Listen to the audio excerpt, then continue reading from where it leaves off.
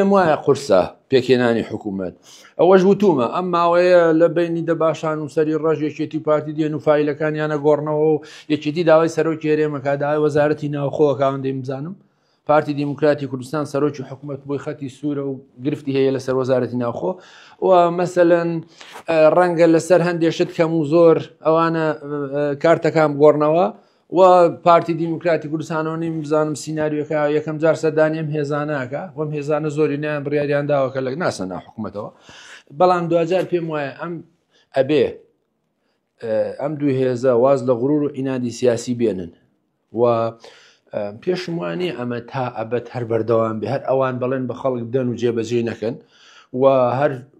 معجیزەیەک بێ و ڕزگاریان کە هەموو جارێ و نەتوانن بەڵێنەکانیان بەرنەسەر